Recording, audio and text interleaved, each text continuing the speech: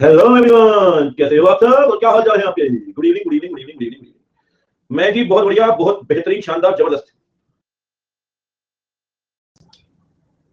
मजे आने चाहिए जीवन के, जीवन के मजे आने चाहिए। Good evening, good evening, good evening, good evening. मजे आ रहे हो तो जीवन के? अरे रिजल्ट तो बस बांट रहा है इंस्टीट्यूट चारों तरफ। हो जाओगी, पास हो जाओ, पास हो जाओ। जीने मेरा ड्यूटी है भाई, कोई दिक्कत नहीं। हर बार दूसरे का रिजल्ट ज्यादा ही लगता है। बहुत बढ़िया जी, बहुत बढ़िया। आप सुनो, आज मैं सीए बन गई। अब क्या है, जॉब क्लास करना से तुरंत तुरंत। आपका क्या रहा? मैं तो भैया 9 साल पहले बन गया सीए। ठीक है, आपके बच्चों का अभी तो बच्चा नहीं है बेटा, कैसी बात कर रहे हो? गुड इवनिंग आंटी, क्या हाल है? बहुत बढ़िया, बढ़िया रिजल्ट है, बेहतरीन। आग लगी पड़ी चारों तरफ, बच्चों आग लगा रहे हैं चारों तरफ। मैं समझा रहा हूँ, सीए ये हालत है भाई साहब। फेसबुक खोला मैंने, फेसबुक अब तो क्या चलाता ही नहीं हूँ। और मतलब बस ये समझिए कि देखते जा रहा हूँ, बस सीए सीए सीए सीए, यहाँ से कहानी चालू है। सीए, ये मार्कशीट सीए, ये सीए, टाइमलाइन में चारों तरफ CA CA CA CA CA CA CA CA, chartered accountant, बहुत बढ़िया। सीए, पिताजी की फोटो डाली उसमें, सीए, चारों तरफ सीए भैया, सीए सीए। जहां तक टाइमलाइन जा रही है वहां तक सीए दिख रहे हैं। लो, लो, लो, चारों तरफ ही सीए हैं, जीवन में अब रखा ही क्या है बच्चों। बोलो आज हम क्या पढ़ेंगे? लैग नहीं था, कैमरे की बात गई थी। बड़ा लैग समझ में आता है इनको। कारो, कारो 2020, कारो 2020।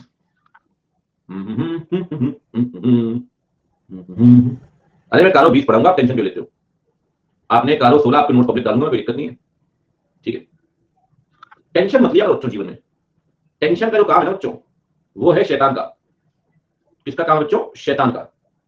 ठीक है बच्चों, तो टेंशन नहीं लिया तो जीवन में, बाकी सब तो बढ़िया बेहतरीन चल रहा है। एक मिनट रुको जरा, ऐड करने दो। मेरी ऑर्डर की बुकिंग नहीं आई। आइकॉनिक वालों को भैया अब ऑर्डर आए हैं तो अब जल्दी आ जानी चाहिए, ऐसा मैं आपको बोल सकता हूँ। अब ऑर्डर आने शुरू हुए हैं वहां से, उनकी तरफ से। ठीक है, अभी जब ऑर्डर मिलता है तभी देते हैं भाई उनको।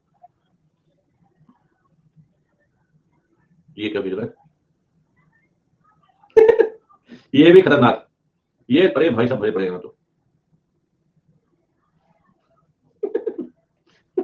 खतरनाक। बच्चों की क्रिएटिविटी की तो दाद देनी पड़ेगी। कहांगे भैया? लाला जी कहाँ चले गई? एक और बढ़िया है, चलो देखते हैं वो भी। ऐसे वैसे आए क्या कहीं से? ठीक है, चलो बहुत बढ़िया, आगे बढ़ते हैं जी। कर लो कर लो, एक आध 2 मिनट और उछल कूद कर लो बस। एक बार चक्कर ऊपर में बताता हूँ। ठीक, उछल कूद कर लो 1-2 मिनट बस। क्या बोल रहे हैं आप? अर्ज किया है शेर है जंगल का राजा, रोस्टेड किंग है हमारे बाबा। क्या बात? दिव्या कह रही कारो 16, विजय कह रहा है कारो 16, बोल तो दिया कारो 20 पड़ेंगे। ठीक है, टेंशन न लो, मजे हो जीवन के। कौन से पैसे भाई, मुझे तो कहीं नहीं दिख रहे। क्या बोल, चलो हो गया ना?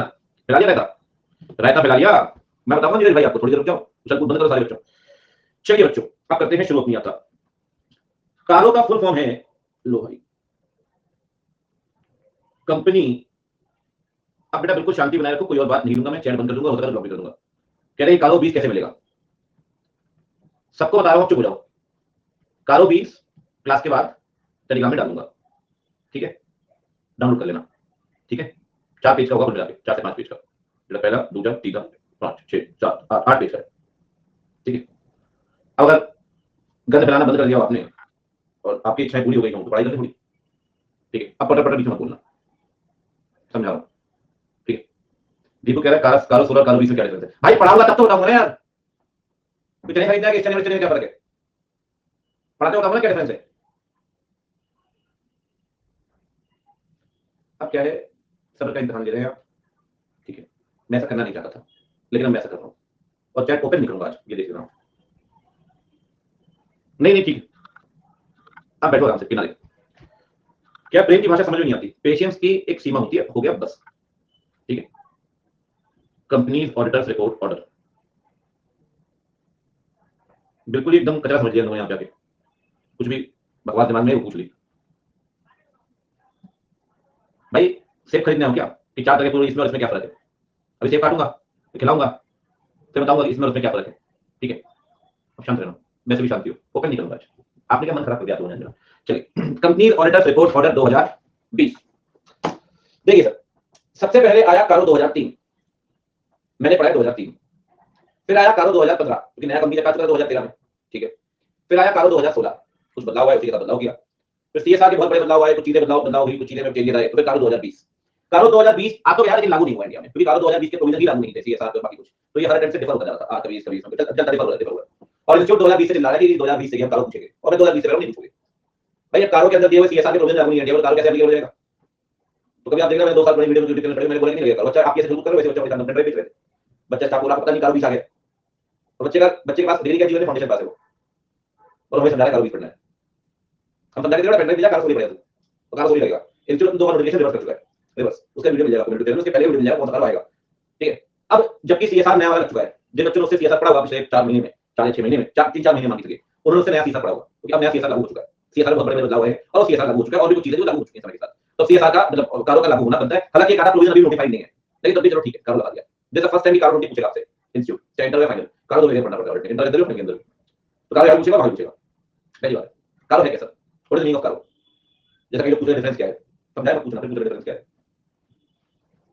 सर कारो एक ऑर्डर है, जैसे कभी आप लॉ का इंट्रोडक्शन पढ़ेंगे, लॉ के फर्स्ट लेक्चर में बताता हूं, लॉ के फर्स्ट लेक्चर कि लॉ में एक्ट भी आता है, लॉ में रूल भी आता है, लॉ में रेगुलेशन भी आता है, लॉ में नोटिफिकेशन भी आता है, लॉ में आपका सर्कुलर भी आता है, लॉ में आपका ऑर्डर भी आता है। This is an order, order कौन पास करता है? ऑर्डर ये पास करता है MCA minister of corporate affairs, जो कंपनी को बनाता है ऐसे भी सेम ऑर्डर एमसीए करता है इसको। तो सर कहता क्या है, कारो इंट्रोडक्शन की बात करें तो कहता क्या है, किस तरीके की रूपरेखा है इसका फ्रेमवर्क किस तरीके का है। देखिए जी, कारो कहता है कि जब ऑडिटर अपनी रिपोर्ट बनाएगा ऐसे 700 के अंदर बनेगी, तो वही रिपोर्ट गवर्नमेंट तो वही दिया 700 के अंदर, टाइटल एड्रेस उसी हिसाब से होगा, ओपिनियन उसी हिसाब से होगी, विजिबल उसी हिसाब से होगा। लेकिन उस ऑडिट रिपोर्ट में जो आप बनाओगे 700 के अंदर, उस ऑडिट रिपोर्ट में कुछ ऐसी बातें बतानी पड़ेगी जो यहां नहीं लिखी कारो में। You have to make some disclosure as per CARO 20 और कारो 16 जो भी था। मतलब ये ना ऑडिटर की जिम्मेदारी है, it is responsibility of the auditor to comply करो। Company not going to comply, obviously बात है, रिपोर्ट ऑडिटर बनाएगा, ऑडिट रिपोर्ट बनाएगा तो ऑडिटर कंप्लाई ऑडिटर करेगा, रिपोर्ट बनाएगा तो कंप्लाई करना पड़ेगा। जब आप रिपोर्ट बनाए तो कारो की बातें बताएं, जब आप रिपोर्ट बनाए तो कारो की बातें बताएं। कारो की बातें किस पैराग्राफ में आएंगी सर? कारो की बातें आएंगी जनाब अदर रिपोर्टिंग रिस्पांसिबिलिटी वाले पैराग्राफ में, जो आपने पढ़ा होगा, मैंने बताया था आपको, ऑडिटर रिस्पांसिबिलिटी के बाद जो पैराग्राफ आता है other legal and regulatory responsibilities, उसमें आप कारो होगी, ठीक है जी, बढ़िया। अब जी ऐसा है कि अदर रिपोर्टिंग रिस्पांसिबिलिटीज के अंदर आपको कारो बताना पड़ेगा, बताइए भाई। लेकिन कारो ना एक्ट नहीं है, कारो कोई एक्ट नहीं है, इसीलिए कारो के अंदर सेक्शंस नहीं है, कारो के अंदर पैराग्राफ है, पैराग्राफ। अगर आप कारो का बेयर देखेंगे मतलब ये प्योर बेयर है आपके सामने, दिस इज पैराग्राफ 1, ठीक है, दिस इज पैराग्राफ 2, ठीक है, this is paragraph 3 and the last paragraph 4, 4 paragraph इसके अंदर, दिस इज पैराग्राफ 4, ठीक है, 1 2 3 4। जैसे कि हर एक्ट का सेक्शन 1 होता है एप्लीकेबिलिटी को लेकर, वैसे ही इसका है पैरा 1 एप्लीकेबिलिटी को लेकर। मैं अभी कुछ और नहीं पढ़ाऊंगा, करीब करीब अगले 45 मिनट 50 मिनट या 1 घंटे तक सिर्फ पैरा फर्स्ट ही चलेगा। और मेरे हिसाब से मुझे ऐसा लगता है कि अगले 1-2 अटेम्प्ट में क्वेश्चन यहां से आना चाहिए, ठीक है। पैराग्राफ 3 सबसे इंपॉर्टेंट रहता है, क्योंकि पैराग्राफ 3 के अंदर कंटेंट है जो बताने आपको ऑडिट रिपोर्ट में। कंटेंट में असल में बहुत दम नहीं था पहले, लेकिन 2020 में आने के बाद कंटेंट में थोड़ा दम बढ़ गया। ये CARO 2020 is much comprehensive, you can say from CARO 16, and CARO 16 was less, comparatively less comprehensive than CARO 15, and कारो 15 was around, can say more comprehensive than कारो 2003। मतलब ट्रेंड ऐसे चलता है 2003 से लेंदी 2015, 15 बहुत ज्यादा लेंदी हो गया, 16 कम कर दिया, अभी 16 से 20 ज्यादा लेंदी है, तो 16 के मुकाबले इसमें कंटेंट है। 2 लेक्चर लगेंगे, और ये एक बात ध्यान रखिए, वेटेज है इसका 2 से 6 नंबर का, ठीक है। ऐसा होता है कि एक आधा एमसीक्यू एक करेक्ट लिख जाता है, करेक्ट का गारंटी नहीं, एमसीक्यू करा जाता है, 4 बजे आता है, ठीक है, एमसीक्यू आता है, ठीक है, और 4 नंबर का डिस्क्रिप्टिव क्वेश्चन, वो हर अटेम्प्ट में गारंटी नहीं है, वो हर अटेम्प्ट में गारंटी नहीं है, नहीं लगता है 1-2 अटेम्प्ट में आता है। मतलब आप बोलोगे कि पिछले 5 अटेम्प्ट अगर एवरेज देख ले, पिछले 6 अटेम्प्ट अगर एवरेज देख ले, तो पिछले 6 अटेम्प्ट में कारो आया 3 बार 4 बार something like that, 4 out of 6, तो हर 2-3 अटेम्प्ट में 2 बार पूछ ही देता है कारो। मैं ये नहीं कह सकता कि आ जाएगा, इसलिए कह रहा हूं 2 नंबर का एक हमारा मतलब आप कह सकते हो हमारा एक एमसीक्यू या एक करेक्ट आ गया और 4 नंबर डिस्क्रिप्टिव आ गया, इसमें बढ़िया शेयर कर 2 नंबर में, इसलिए वेटेज 2 से 6। बहुत मुश्किल है कि 6 नंबर से ऊपर वेटेज जाए, ठीक है, लेकिन तब भी मैं बोलूंगा 6 नंबर के हिसाब से अच्छी कंटेंट पढ़ने के लिए, या 4-5 नंबर के हिसाब से अच्छा कंटेंट पढ़ने के हिसाब से, ठीक है। 2 लेक्चर पूरे 2 घंटे के बाद इतना पैसा वैसे भी दिक्कत नहीं। तो शुरू करते हैं जी, कारो की कहानी आप लोग ऐसे ही रहिए, मन ही नहीं आप लोगों से बात करने का आज, ठीक है। चलिए, तो सबसे पहले मैं यहाँ पे एप्लीकेबिलिटी की बात करूंगा। एप्लीकेबिलिटी में अभी फिर डाउट आ जाएगा कि फर्क क्या है, लाला जब पढ़ेगा ना तो ही फर्क पता चलेगा, और तभी बताऊं क्या फर्क है कि पैराग्राफ 3 में जब सब पैराग्राफ के अंदर वहां फिक्स था, वहां क्या दिया था और यहाँ क्या दिया है, ये वो नहीं बता कि बेच रहा हूं बैठ के बता दूं इसमें क्या है और इसमें क्या फर्क है। ये फर्क एनालाइज करने लायक फर्क है, थोड़ा पढ़े थोड़ी सी बातें किया करो, अनपढ़ जैसी नहीं, ठीक है। एप्लीकेबिलिटी, एप्लीकेबिलिटी सर 2 हेड में मार सकता हूं। सबसे पहले किन कंपनीज के केस में कारो लगेगा और किन कंपनीज में कारो नहीं लगेगा, ठीक है, एनालाइज करना पड़ेगा, बेयर करना पड़ेगा। आपको लगेगा सर इसमें 1 घंटे लग क्या बात है, वो आपको थोड़ी देर में पता लग जाएगी 1 घंटे लग क्या बात है, ठीक है। तो शुरू करते हैं, मेरे को बिना बेयर के पता है, बेयर के साथ पढ़ा है, आपको बेयर से पढ़ा देता हूं। कहते हैं कि कारो लगेगा हर कंपनी के ऊपर, इंक्लूडिंग अ फॉरेन कंपनी। गौर करने वाली बात है भाई साहब। मतलब अगर फॉरेन कंपनी अपना प्लेस ऑफ बिजनेस इंडिया में खोलती है तो फाइनेंशियल तो उसके भी बनेंगे।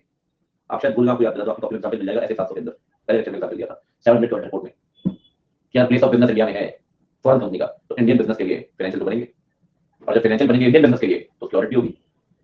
अगर जर्मन कंपनी इंडिया में अपने 6 आउटलेट चला रही है, बनी जर्मनी में है, इंडियन कंपनी होगी, 6 आउटलेट इंडिया में, तो 6 आउटलेट के फाइनेंशियल तो बनेंगे, और फाइनेंशियल बनेंगे तो ऑडिट होगी, अगर ऑडिट होगी तो रिपोर्ट भी बनेगी, तो फॉरेन कंपनी कर लगेगा ना, फॉरेन कंपनी कर लगेगा। और to be very clear, foreign company मतलब क्या है? जो कंपनी बनी है इंडिया से बाहर, का प्लेस ऑफ बिजनेस इंडिया में। अगर इस कंपनी इंडिया में प्लेस ऑफ बिजनेस में फॉरेन कंपनी है, उसके बाद सवाल करेंगे, प्रकार से पूछ ले इसको कि फॉर एग्जांपल डायरेक्ट इंडेक्स में CARO 2020 is applicable on a company which has been formed in Sweden but not having any place of business India, तो कारो भी एप्लीकेबल ऑल नहीं हुआ, कारो भी सभी एप्लीकेबल बनी इंडिया से बाहर, इंडिया प्लेस ऑफ बिजनेस।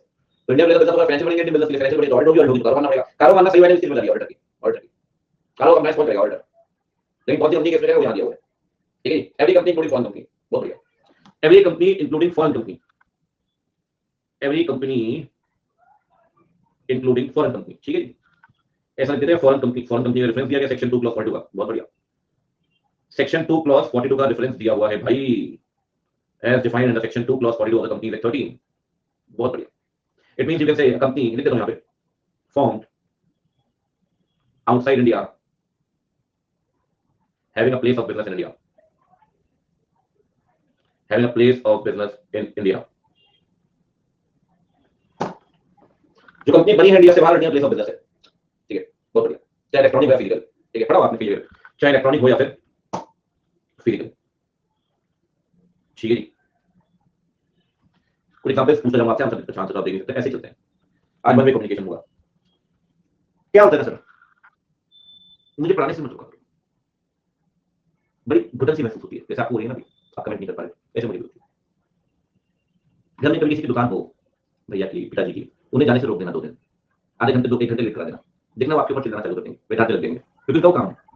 मैं तो फिर भी दुकान नहीं चला रहा हूँ सर, मैं तो पढ़ाता हूँ मजे से, मस्ती के लिए, मेरे को पढ़ाने में मजा आता है, मेरे घर वाले भी नहीं रोकते सर मुझे, वो रोक भी नहीं सकते पढ़ाने से, उन्हें बात पता है, तो मैं नहीं रुकता सर, पढ़ाने में डिस्टर्ब करते हैं, जब बोलते कि शुरू कर रहा हूँ मतलब कर रहा हूँ, ठीक है? समझिए बात को, क्या बड़े मन से पढ़ाता हूँ सर, उसमें किसी की दखलंदाजी नहीं झेल सकता, ठीक है? एक आध बार ऐसा हुआ मैं दांत बंद करके निकल गया, ऐसा भी हो चुका है, फेस टू कई बार हो चुका है, ठीक है? तो उसकी एक सीमा होती है, उसे उसे उसे क्रॉस मत करिए। चलिए खैर कोई बात नहीं, वैसे आप लोग समझदार बच्चे हैं, पढ़ाई डिस्टर्ब नहीं करते, लेकिन शुरुआत में बड़ी जल्दी चला दिया आपने, आगे बढ़ते हैं, मन खराब हो गया। Foreign company as defined under section 2 clause 42, ठीक है? ये है जी फॉर एग्जांपल जर्मन कंपनी, ठीक है? अब जी जर्मन कंपनी का ना जरा अलग अलग परम्यूटेशन कॉम्बिनेशन बनाते हैं, उन्होंने कहा कोई प्लेस ऑफ बिजनेस ही नहीं है इंडिया में, लो जी जरा कारो 2020 लगेगा, बिल्कुल नहीं लगेगा, कारो 20 इज नॉट एप्लीकेबल। अच्छा ये बताओ, प्लेस ऑफ बिजनेस नहीं है, no place of business physical, लेकिन वेबसाइट के थ्रू कुछ बेच रहे हैं इंडिया में, अगर वेबसाइट के थ्रू बिजनेस कर रहे हैं इंडिया में, वेबसाइट के थ्रू, तो प्लेस ऑफ बिजनेस तो मानेंगे, electronic place of business, electronic place of business है, तो अल्टीमेटली कारो 20 एप्लीकेबल हो जाएगा, रीजन नहीं कि कहीं ना कहीं प्लेस ऑफ बिजनेस उनका इलेक्ट्रॉनिक है, और अगर प्लेस ऑफ बिजनेस इंडिया में उन्होंने स्टोर खोला हुआ है तो फिजिकल प्लेस ऑफ बिजनेस कारो 20 एप्लीकेबल हो जाएगा, ऐसी कोई दिक्कत नहीं, ठीक है? बेसिक बेसिक एग्जांपल दे रहा हूं, धीरे आगे बढ़ेंगे, डेप्थ और बढ़ती जाएगी, ठीक है? चलिए पढ़ते हैं जरा आगे क्या कहता है, देखिए कहता है जी कारो 20 जो है वो हर कंपनी में लगेगा, including foreign company except banking company, simple, ये पॉइंट बहुत सिंपल, बहुत फ्लैट, इंश्योरेंस कंपनी कारो नहीं लगता, सेक्शन 8 कंपनी कारो नहीं लगता, ओपीसी कारो नहीं लगता, स्मॉल कंपनी कारो नहीं लगता, ये सारी कंपनी एक्सेप्टेड है, banking, insurance, section 8, OPC and small company. मैं हमेशा कहता हूं कारो पढ़ाते वक्त भावनाओं मत बह जाना, इलेक्ट्रिसिटी कंपनी एक्सेप्टेड नहीं है, समझे बात को? बैंकिंग इंश्योरेंस एक्सेप्टेड है, सेक्शन 8 एक्सेप्टेड है, स्मॉल एक्सेप्टेड है, ओपीसी एक्सेप्टेड है, गवर्नमेंट कंपनी एक्सेप्टेड नहीं है, ऐसी जगह पे घुमाता है इंस्टीट्यूट, ना गवर्नमेंट कंपनी एक्सेप्टेड है, ना इलेक्ट्रिसिटी कंपनी एक्सेप्टेड है, इन पे कारो लगेगा, इलेक्ट्रिसिटी लगेगा, गवर्नमेंट भी लगेगा, ठीक है ना? अच्छा एक बात ध्यान रखिए, अब जिस स्टेज में हम खड़े हैं, कम से कम पैराग्राफ 1 से थ्योरेटिकल क्वेश्चन तो नहीं बनता सर, बस बनने चाहिए थ्योरेटिकल क्वेश्चन, ना केस स्टडी, थ्योरेटिकल क्वेश्चन तो वो बीत गए वो दौर, जब कभी थ्योरेटिकल क्वेश्चन बनता 2005 7 2003 था, मेरे समय थ्योरेटिकल बनने बंद हो गए यार, तो एक आधा बीच में पूछ मार लगे, अदरवाइज मस्त एकदम केस स्टडी, पैराग्राफ 1 की बात कर रहा है, टीएलटी तो केस स्टडी, इसमें बड़ी उम्मीदें हैं, मैं उम्मीदें कर रहा हूं पिछले गार्डन से, इस बार जो उम्मीदें पैराग्राफ 1 से तो कारो 20 लग चुका है, थोड़े चांसेस अलग बदल जाते हैं, जरा अगली बात नहीं यार, 4-5 दिन की कहानी खत्म है, एप्लीकेबिलिटी से 4-5 दिन की कहानी खत्म है, लेगा 2 बार नहीं आया, और 2022 में नहीं आया तो फिर नहीं आएगा, फिर 2-3 साल नहीं आने वाला, क्योंकि कारो 2020 आ चुका है ना, इसके कंटेंट में तो पता लगेगा फ्री में कि भाई पूछता रहेगा 5 साल दिन तो ऐसे निकल जाएंगे कंटेंट से, एप्लीकेबिलिटी कहानी आएगी नहीं, तो अगले थोड़े क्रूशियल है, देखते हैं केस स्टडी, ठीक, आगे बढ़ते हैं। तो बैंकिंग कंपनी, इंश्योरेंस कंपनी, आपकी सेक्शन 8 कंपनी, जो ओपीसी थे, स्मॉल कंपनी, बहुत बढ़िया। लिख लेते हैं एक बार, कौन कौन सी कंपनी एक्सेप्टेड? एक एक्सेप्टेड बैंकिंग कंपनी, कुछ ज्यादा लिख दिया मैंने, एक एक्सेप्टेड है बैंकिंग कंपनी, ठीक है जी, एक एक्सेप्टेड है इंश्योरेंस कंपनी, बहुत बढ़िया जी, एक एक्सेप्टेड है जो सेक्शन 8 कंपनी, फिर एक्सेप्टेड है जी ओपीसी, बहुत बढ़िया, और स्मॉल कंपनी में भाई नई वाला डेफिनेशन लगा देना, स्मॉल कंपनी में नई वाली डेफिनेशन लगा देना, नई वाली बोले तो सेक्शन 2 क्लॉज 85, मतलब बोले तो मैक्सिमम कैपिटल 2 करोड़ और मैक्सिमम टर्नओवर 20 करोड़। नहीं 52 लाख वाली, 52 करोड़ वाली नई लिमिट लग जाएगी, 2 करोड़ 20 करोड़, ठीक है, नई वाली लिमिट। इलेक्ट्रिक कंपनी यहाँ लिख देगा, टेंशन नहीं है, ठीक है, इलेक्ट्रिक कंपनी यहाँ लिख देते हैं, समझ जाइए, कंफ्यूजन नहीं रहेगा कोई भी, ठीक है जी। और गवर्नमेंट कंपनी लिख देते हैं, गवर्नमेंट कंपनी की रिपोर्ट नहीं डाल देगा, इनको एग्जेम्पशन नहीं दिया गया। बाकी unlimited company having no share capital सब पे डाल देगा, कोई एग्जेम्पटेड नहीं होगा। कंपनी अनलिमिटेड हो, company having share capital, company having no share capital, company limited by share, company limited directly, सबके ऊपर डाल देगा। एग्जेम्पटेड ऐसे भी 5 अभी तक, banking, insurance, section 8, OPC, small company, ठीक है, आगे बढ़ते हैं। अब ये कुछ पढ़ा थोड़ी है सर, पढ़ेंगे तो डीएनए तो होगा। 6 कंपनी है जी प्राइवेट कंपनी। असली कहानी ये लिखा है सर, असली कहानी ही इसकी है, सही मायने में बात करें प्राइवेट कंपनी। कहते हैं जी प्राइवेट कंपनी अगर 4 कंडीशन पूरी करती है, 4, तो कहां से लग जाएगी? गलत का एग्जेम्पशन है जो कंडीशनल है। आपको पता है इन सबको अनकंडीशनल एग्जेम्पशन दिया है, पांचों को। अब स्मॉल कंपनी, अरे स्मॉल कंपनी नीचे ना 2 करोड़ 20 करोड़ कंडीशन होगा, वो तो कंडीशन वाली स्मॉल कंपनी नहीं है। इन पांचों को अनकंडीशनल एग्जेम्पशन, अनकंडीशनल। लेकिन प्राइवेट कंपनी को 4 कंडीशन पूरी करनी होगी, एग्जेम्पशन लेने के 4 केस स्टडी समझिए, दावे के साथ बोल रहा हूं आपको, करेक्ट इंटरेक्ट करते हैं यहां से मतलब है section 8 OBC small case study private company, ठीक है। प्राइवेट कंपनी केस स्टडी कैसे बनेगी? प्राइवेट कंपनी की कहती है, देखिए प्राइवेट कंपनी कहती है 4 कंडीशन पूरी करनी है। 4 कंडीशन कौन सी? 4 कंडीशन है। पहली कंडीशन है private company must not be a subsidiary or holding of a public company.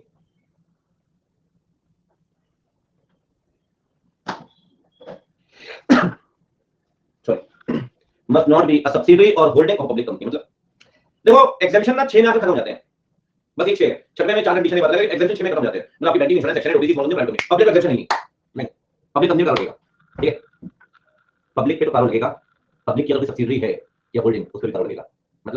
मतलब ये जनाब, एक बात दिमाग में छाप लेना, अगर ये पब्लिक कंपनी है, ठीक है, इसकी सब्सिडियरी में प्राइवेट कंपनी, सब्सिडियरी एग्जेम्पशन नहीं मिलेगा सर कार्य से, इस प्राइवेट कंपनी को नो एग्जेम्पशन, ठीक है, और इसको एग्जेम्पशन नहीं। और तो और अगर पब्लिक कंपनी सब्सिडियरी है प्राइवेट कंपनी की, मतलब प्राइवेट होल्डिंग है, तब एग्जेम्पशन नहीं मिलेगा। So no exemption will be there in 2 cases.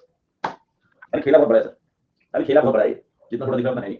कहता है जी प्राइवेट को एग्जेम्पशन मिलेगा नहीं अगर वो होल्डिंग की सब्सिडियरी है, एग्जेम्पशन मिलेगा नहीं। इन पागलों से कोई पूछे, जो ये लेकर आते हैं ऑर्डर, जो ये मिनिस्ट्री बैठे हुए हैं, इनसे कोई पूछे कि सेक्शन 2 क्लॉज 71 में पहले से बोला हुआ है कि पब्लिक की सब्सिडियरी पब्लिक कंपनी मानेंगे, in spite of the fact कि आर्टिकल में प्राइवेट बताई गई तब पब्लिक कंपनी की सब्सिडियरी पब्लिक कंपनी मानेंगे, पहले से दिया हुआ है। तो इस एग्जेम्पशन इस पॉइंट पे तो बनता ही नहीं, ये तो वैसे ही सेंस है सर, पब्लिक की सब्सिडियरी पब्लिक मानी जाएगी और पब्लिक का कार्य करने में एग्जेम्पशन मिलेगा नहीं, कोई तो नहीं बनता। देखा घटिया पॉइंट। लेकिन दूसरे पॉइंट में दम है। दूसरा पॉइंट कहता है सर अगर पब्लिक कंपनी सब्सिडियरी है, अगर पब्लिक कंपनी सब्सिडियरी है पब्लिक, तब भी एग्जेम्पशन नहीं मिलेगा, तब भी एग्जेम्पशन नहीं मिलेगा। बेर बताऊं आपके बाद, और एक मस्त पॉइंट बताऊंगा उसके बाद। Private company not being a subsidiary or holding company of public company, वो प्राइवेट कंपनी जो ना सब्सिडियरी है ना होल्डिंग है पब्लिक कंपनी की। अब मुद्दा बनता है सर, ये पब्लिक कंपनी है, ठीक है, और ये आपकी एसोसिएट है, एग्जेम्पशन मिलेगा? नहीं मिलेगा सर, राइट। कभी आप सेक्शन 2 क्लॉज 46 पढ़ें, वहां लिखा हुआ है कि होल्डिंग कंपनी को होल्डिंग मानते हैं दोनों के लिए, चाहे वो सब्सिडियरी हो या एसोसिएट। अगर कोई पब्लिक कंपनी आपकी एसोसिएट है ना, तब उसके होल्डिंग कहलाओगे, सब्सिडियरी है ना आप होल्डिंग कहलाओगे। ये जो लिखा है क्या पब्लिक की होल्डिंग नहीं होनी चाहिए। अगर कोई प्राइवेट कंपनी पब्लिक की होल्डिंग एग्जेम्पशन नहीं मिलेगा, अगर कोई प्राइवेट कंपनी पब्लिक की होल्डिंग एग्जेम्पशन नहीं मिलेगा, तो होल्डिंग दोनों केस में मिलेगी ना, जब आपकी वो पब्लिक कंपनी एसोसिएट, तब भी जब आपकी होल्डिंग कंपनी सब्सिडियरी, तब भी दोनों केस में not gate exemption, will not gate exemption नहीं मिलेगा आपको ना, बिल्कुल नहीं। मतलब ऐसे कह सकते हैं इस केस में कि ये कंपनी है एबीसी लिमिटेड, ठीक है, ये कंपनी है एक्सवाईजेड प्राइवेट लिमिटेड,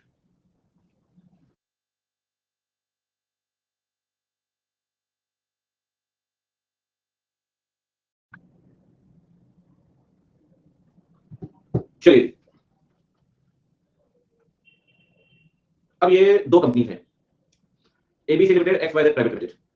ये प्राइवेट लिमिटेड की कैपिटल है जी 100 करोड़ रुपए, इनके पास 60 करोड़ के शेयर है, मतलब अल्टीमेटली 60% वोटिंग राइट्स आ गए। मतलब अल्टीमेटली प्राइवेट कंपनी क्या होगी? Subsidiary of public company, subsidiary of public company, exemption नहीं मिलेगा, नहीं मिलेगा। लेकिन अगर एबीसी लिमिटेड के पास XYZ limited private limited, sorry XYZ private limited, जिसकी कैपिटल है 100 करोड़, आपके पास 23 करोड़ के शेयर हैं, 23%, ये असली गेम है। इस केस में प्राइवेट कंपनी एसोसिएट बन जाएगी ऑफ पब्लिक कंपनी, इसको एग्जेम्पशन मिल जाएगा। पता है क्यों? दो शब्द लिखे, प्राइवेट कंपनी ना तो सब्सिडरी होगी और ना होल्डिंग, पब्लिक की एसोसिएट तो हो ही सकती है। सर एसोसिएट वाला पॉइंट क्या पढ़ा हमने? मैंने ये बताया था कि अगर पब्लिक आपकी एसोसिएट है और आप उसकी होल्डिंग हो, आप उसकी होल्डिंग हो तो एग्जेम्पशन नहीं मिलेगा। दो ही वर्ड यूज हुए हैं, प्राइवेट कंपनी ना सब्सिडरी ना होल्डिंग, एसोसिएट का तो प्राइवेट में थोड़ी हुआ है, मतलब यहाँ एग्जेम्पशन मिल जाएगा, यहाँ मिलेगा exemption, exemption will be provided, यहाँ पे नो एग्जेम्पशन। और तीसरा केस थोड़ा सिंपल है sir, ABC limited XYZ private limited, अगर आपकी 100 करोड़ की कैपिटल में से इनके पास 65% शेयर है तो ऑब्वियस सी बात है कहीं ना कहीं ये होल्डिंग बन गए, किसकी होल्डिंग? और पब्लिक कंपनी, एग्जेम्पशन नहीं मिलेगा। इवन इफ ये प्राइवेट कंपनी जेकेएल लिमिटेड जिसकी कैपिटल भी 100 करोड़ है उसके 23% शेयर होल्ड करे, तब भी सर वो होल्डिंग कहलाएगी पब्लिक कंपनी की। इन दोनों ही केस में प्राइवेट कंपनी होल्डिंग है और अगर प्राइवेट पब्लिक की होल्डिंग है तो एग्जेम्पशन नहीं मिलेगा। इस केस में प्राइवेट कंपनी सब्सिडरी एग्जेम्पशन नहीं मिलेगा, लेकिन अगर प्राइवेट खुद एसोसिएट हो तो कोई दिक्कत नहीं। अगर प्राइवेट खुद एसोसिएट हो तो कोई दिक्कत नहीं है। मतलब ये कह सकते हैं कि private company should not be the subsidiary of holding of public company, ये एक ही लाइन है, ये थोड़ी लिखा है कि private company should not be the associate company of public company, तो प्राइवेट कंपनी अगर एसोसिएट हुई तो कोई दिक्कत नहीं है, कोई दिक्कत नहीं। आगे बढ़ते हैं, अगला पॉइंट, ना सब्सिडरी ना होल्डिंग, पहली कंडीशन। दूसरी कंडीशन सुनो ध्यान से, अब होगा असली खेल, अब असली खेल। कहता है सर पेड अप कैपिटल और रिजर्व सरप्लस 1 करोड़ से ऊपर नहीं होना चाहिए, it should not be more than 1 CR on the balance sheet date. सबसे पहले मैं आपको दो बातें बता देता हूं, पेड अप कैपिटल में कौन सी कैपिटल? दोनों, इक्विटी प्रेफरेंस दोनों। रिजर्व में कौन से रिजर्व? सारे reserve, free reserve, capital reserve, revaluation reserve, सारी कैपिटल, सारे रिजर्व, सारी कैपिटल, सारे सब मिला लो, सब मिला लो, ओवरऑल 1 करोड़ से ऊपर नहीं होना चाहिए बैलेंस शीट डेट में। बैलेंस शीट डेट में पेड अप कैपिटल 1 करोड़ से ऊपर नहीं होनी चाहिए, ये ध्यान रखो आप, 1 करोड़ का पेड अप कैपिटल सरप्लस नहीं होनी चाहिए बैलेंस शीट में, रखते मार्च को।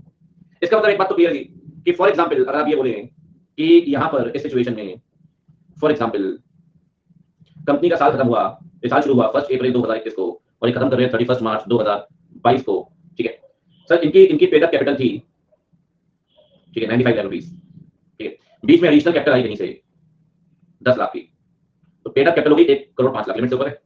लेकिन साल खत्म होने से ठीक 5 दिन पहले, साल खत्म होने से ठीक 5 दिन पहले इन्होंने ना कैपिटल का रिडक्शन कर दिया, सेक्शन 66 कैपिटल का रिडक्शन कर दिया और अल्टीमेटली इन्होंने 6 लाख की कैपिटल से रिडक्शन कर दिया, तो कैपिटल बची 99 लाख और 31 मार्च को 99 लाख की कैपिटल थी।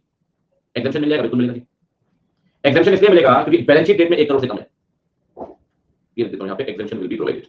एग्जेम्पशन इसलिए मिलेगा कि बैलेंस शीट डेट में 1 करोड़ से कम है, on the balance sheet date, this is the balance sheet date.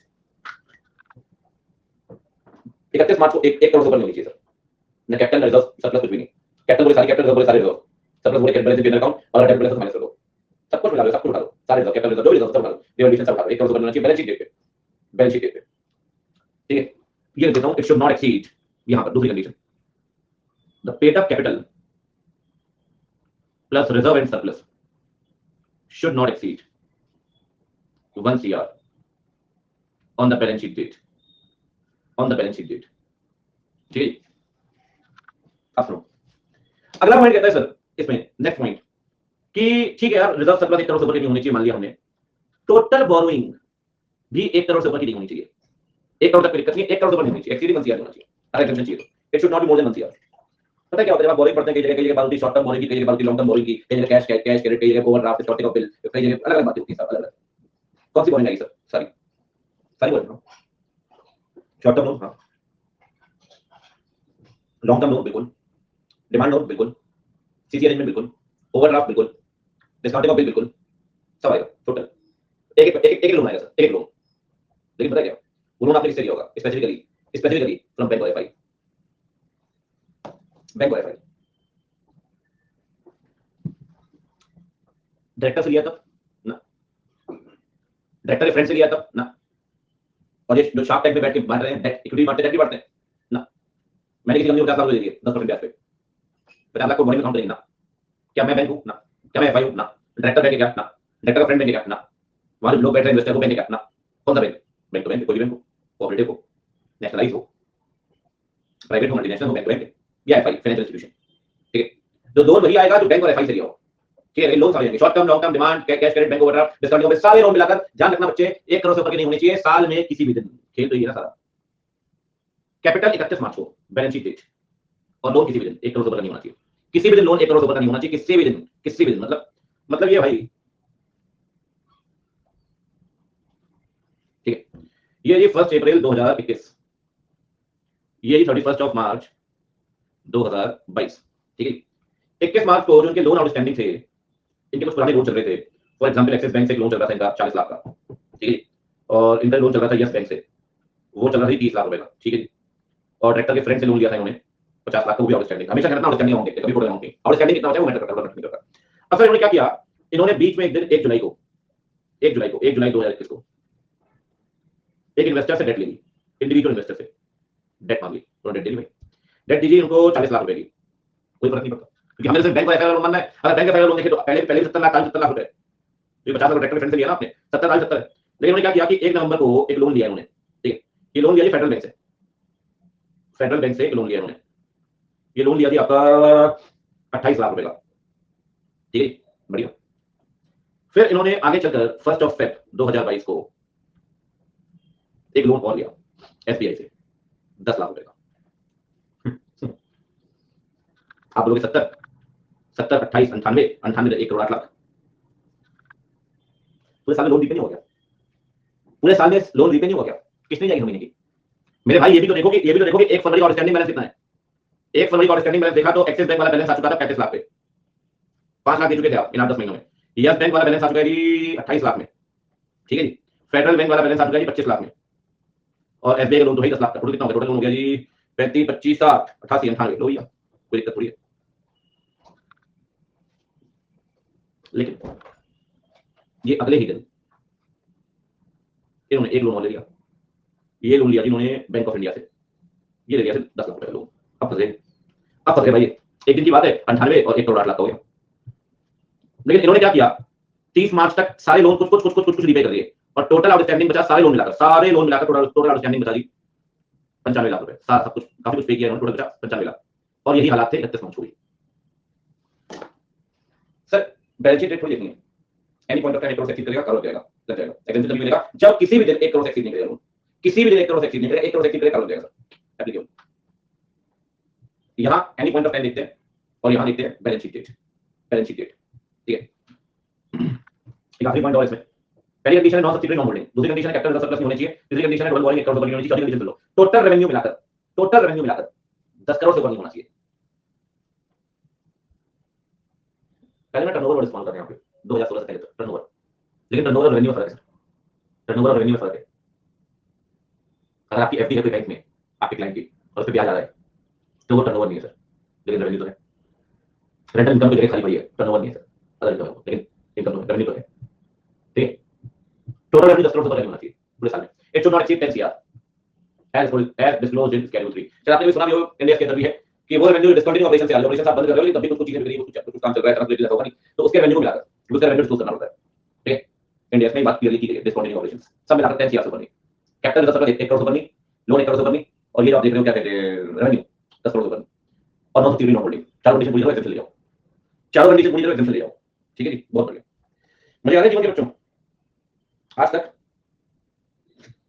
जितना टाइम से पढ़ा रहा हूं मैं, सबसे ज्यादा समय के लिए चैट बंदी होगी आज इस क्लास में, ठीक है। चलिए बहुत बढ़िया, कैसा लगा बच्चों, हाउ आर यू फीलिंग? अरे सॉरी नहीं चाहिए, आप सब फैमिली हैं, ठीक है, सॉरी वाली बात नहीं है, बस क्या है कभी मैं आपको समझा दूं आप समझ जाओ, कुछ आप मुझे समझा दो मैं समझ जाऊं, ठीक है, तो कोई दिक्कत नहीं है, फोकस तो लगेगा भाई, फोकस तो लगेगा। अब चलो फटाफट से बताओ इसका क्या डाउट है, एनी डाउट? चलो जी पहले उसकी कवर नहीं हुई भाई, आपको जो हमने 1 घंटे पढ़ा है, 1 घंटे में 50 मिनट 12 मिनट में, इस पर लगते हैं 1 घंटे 25 मिनट 30 मिनट, बाकी हरकतें थी आज। कभी मैंने बावले से घूमते हो आप, टाइप करना पड़ता है, ठीक है। नहीं ये कभी कभी होता है, मैंने हरकतें देखी है, मतलब मैं ऑनलाइन में काफी समय हो गया ना पढ़ाते हुए, तो कभी कभी क्या होता है कुछ अलग हो गया, जैसे कभी कुछ ऐसा इवेंट हो, कभी वीकेंड में क्लास रख दो, ऐसा रिजल्ट आया है तो अलग ही राइट पे चल रहे बच्चे, अलग ही राइट पे, ठीक है। आज दोपहर में फाउंडेशन वाले काफी बच्चे लॉगिंग क्लास ले रहे हैं, रिजल्ट से पहले ले रहे थे, आए बातचीत हुई, काफी बच्चे पास हुए, 5-7 मिनट हो गए। मैंने कहा भैया ऐसा है, आपका जश्न का दिन, आप क्लास छोड़ो और जश्न मनाओ, आप जश्न मनाओ मैं पढ़ाऊंगा, तुरंत निकलने वाला, ठीक है। चलो कोई दिक्कत नहीं है। देखो जी विक्रम भाई, ऐसा है कि अगर एफडी पे ब्याज मिलता है आपको तो आपका टर्नओवर नहीं है सर ना, वो आपका टर्नओवर नहीं है सर, ठीक है, भाई वो लेकिन रेवेन्यू में आएगा, वो टर्नओवर में लेकिन रेवेन्यू में आएगा, ठीक है, रेवेन्यू में आएगा टोटल रेवेन्यू, क्योंकि ब्याज कमाना भी टर्नओवर थोड़ी है सर, टर्नओवर की मीनिंग पढ़ी कभी आपने कंपनी के अंदर, वो पैसा जो गुड्स बेचकर या सर्विस देकर आप कमाते हैं वो टर्नओवर है। ठीक है, चलिए बहुत बढ़िया। सेल ऑफ गुड्स, हाँ मैं जानता था एक ये वेट कर रहा था, पुनीत भाई का डाउट है। देखो एक लास्ट बात बता देता हूँ, अगर कोई प्राइवेट कंपनी पब्लिक की सब्सिडरी है, एग्जेम्पशन नहीं मिलेगा, सुनो एग्जेम्पशन नहीं मिलेगा, exemption will not be granted, will not be granted. ठीक है, मैं अब पे आ रहा हूं, मैं कंक्लूड कर रहा हूं, let me conclude this, exemption नहीं मिलेगा। दूसरी बात, प्राइवेट कंपनी अगर होल्डिंग होगी तो भी एग्जेम्पशन नहीं मिलेगा। होल्डिंग दो सूत्रों में बन सकती है, या तो पब्लिक की सब्सिडरी हो या पब्लिक की एसोसिएट हो, तो इन दोनों केसेस में होल्डिंग तो कहना है ना, होल्डिंग दोनों के लिए होल्डिंग होती है, सब्सिडरी के लिए भी एसोसिएट के लिए भी। तो अगर प्राइवेट होल्डिंग है, प्राइवेट सब्सिडरी एग्जेम्पशन नहीं मिलेगा, लेकिन जब सब्सिडरी या होल्डिंग में नहीं मिलेगा ना, अगर प्राइवेट खुद एसोसिएट हुई तब तो मिलेगा एग्जेम्पशन, क्योंकि एसोसिएट थोड़ी वर्ड यूज हुआ है, वर्ड यूज हुआ है या तो सब्सिडरी या होल्डिंग, ठीक है, एग्जेम्पशन नहीं मिलेगा। वही बता दिया मैंने आपको, भाई आप सब्सिडरी हो तो एग्जेम्पशन मिलेगा, आप होल्डिंग हो तो एग्जेम्पशन मिलेगा, लेकिन अगर आप खुद एसोसिएट हो तो एग्जेम्पशन नहीं मिलेगा, उल्टा, यहाँ एग्जेम्पशन नहीं मिलेगा, यहाँ एग्जेम्पशन मिलेगा। यार एक सेकंड, यानी सब प्राइवेट कंपनी इन्वेस्टमेंट बोर्ड कर रही हो, इंटरेस्ट रेट 10 करोड़, जब कार्य एप्लीकेबल होने, बिल्कुल जी सर, 4 एग्जांपल में एबीसी लिमिटेड पे तो कार्य लगेगा ना, 14 नंबर एग्जांपल पे वही तो कह रहा हूं भाई आपको। आप मुझे बताओ इसमें प्राइवेट कंपनी क्या है, इस एग्जांपल में इसमें प्राइवेट कंपनी क्या है? नहीं है क्या, नाम नहीं पूछ रहा कौन है, पूछ रहा है क्या, एसोसिएट है ना, तो प्राइवेट कंपनी एसोसिएट एग्जेम्पशन थोड़ी मिलेगा, एक्सेप्शन तभी मिलेगा आपको, क्या आपको बेसिक भी है, होल्डिंग सब्सिडी बेसिक भी है आपका, थोड़ा आगे आधे घंटे में 15 मिनट 3 मिनट बट खत्म। क्या है, जब प्राइवेट कंपनी एसोसिएट होगी तब कोई दिक्कत नहीं है, लेकिन जब सुन लो प्राइवेट कंपनी सब्सिडरी होगी या प्राइवेट कंपनी होल्डिंग होगी तब एग्जेम्पशन नहीं मिलेगा, लेकिन यहाँ एग्जेम्पशन मिलेगा, क्योंकि एग्जेम्पशन सब्सिडरी को है, प्राइवेट सब्सिडरी को, प्राइवेट सब्सिडरी को नहीं है, प्राइवेट होल्डिंग को नहीं है, लेकिन ये थोड़ी लिखा है एसोसिएट को नहीं है, एसोसिएट को नहीं है, प्राइवेट कंपनी जो सब्सिडरी नहीं है और होल्डिंग नहीं है उसे एग्जेम्पशन मिलेगा। क्या एसोसिएट लिखा है यहाँ पे, क्या ये लिखा है एसोसिएट भी नहीं हुई तभी मिलेगा? एसोसिएट हो सकती है ना, एसोसिएट हो सकती है वो। आपने लिमिट बताई है वो सब फाइनेंशियल का देखेंगे, फाइनेंशियल का ऑडिट कर रहे हैं, बिल्कुल जी, प्राइवेट कंपनी में एसोसिएट हुआ है एग्जेम्पशन के लिए, बिल्कुल जी। ठीक है, अब बताओ जरा फटाफट से एक बार, डिस्काउंटिंग है, अगर आपको अपने में बात बताता हूं, चलो बता देता हूं, मुझे आपने कौन सुना है पड़ा होगा। क्या होगा बच्चे, अगर मेरी कंपनी के दो काम है, एक पेन ड्राइव बेचना है, बुक्स बेचना, ठीक है जी, मैं अकेडमी ज्वाइन कर लेता हूं आज के दिन से, मैंने अकेडमी से कहा कि मैं अगले 3 महीने पेन ड्राइव बेचूंगा, उसके बाद बंद करूंगा, अकेडमी करे एक्सक्लूसिव करना होगा, वैसा पेन ड्राइव नहीं बेचोगे, मैंने 3 महीने बाद 3 महीने तक बेचूंगा, ट्रांजिशनल पीरियड, उसके बाद बंद कर दूंगा, उसके बाद बंद कर दूंगा। अब मेरी कंपनी ना पेन ड्राइव बेच रही है, लेकिन सिर्फ 3 महीने का पेन ड्राइव बेचना बंद, तो वो पेन ड्राइव बिजनेस तो वही कर सकता है, लेकिन 3 महीने बुक तो बेचेगी, तो एंटिटी कंपनी तो है ना, कंपनी तो है, ऐसा नहीं कंपनी बंद हो रही है, कंपनी का एक ऑपरेशन बंद हो रहा है, कंपनी का ऑपरेशन बंद हो रहा है, तो उस केस में अगर उन 3 महीनों जो भी टर्नओवर आएगा वो रेवेन्यू में इंक्लूड होगा, काम निकालने के लिए उन 3 महीनों पेन ड्राइव से जो भी आएगा उसका इंक्लूड होगा, इसे बोलते हैं revenue from discontinuing operations, the operations which will not continue in future, जो बंद होने वाले। ठीक है, चलिए खैर कोई दिक्कत नहीं है, आगे बढ़ते हैं। बताओ भाई जल्दी बोलो, प्राइवेट कंपनी नॉट बी, बिल्कुल जी, not be subsidiary, not holding, data capital बोलती है, तीसरा पॉइंट है, टोटल बोरोइंग कितने, गुप्ता जी बस भेजो हो गया, टोटल बोरोइंग कितने, शुड नॉट एक्सीड, बात अभी खत्म नहीं हुई, ध्यान रखना, should not exceed 1 CR at any point of time। Boring में पूछा पूरा देखेंगे लाइफ लॉन्ग है, 7 साल का, पूरी कहानी समझा देना भाई, कितना आउटस्टैंडिंग है वो मैटर करता है। आपका पुराना लोन चला रहा है, फॉर एग्जांपल 20 साल पहले आपने लोन लिया था, जब कोई काम नहीं था 2002 में, 30 साल के लिए तो लोन लिया था आपने 50 करोड़ का, आज बैलेंस 20 लाख रुपए, तो 50 करोड़ बैलेंस थोड़ी देखेंगे यार, कितना लोन लिया, आज का बैलेंस देखो आउटस्टैंडिंग कितना है, समझ रहे हो बात, 50 करोड़ थोड़ी देखेंगे, बैलेंस शीट में तो लायबिलिटी 20 लाख की बची है यार, 20 लाख का बैलेंस देखते टोटल आउटस्टैंडिंग बैलेंस, आउटस्टैंडिंग। ठीक है, total boring should not exceed 1 CR, ये पूरी बात अभी लिख रहा हूं, ठीक है। और एक पॉइंट बताओ, टोटल रेवेन्यू,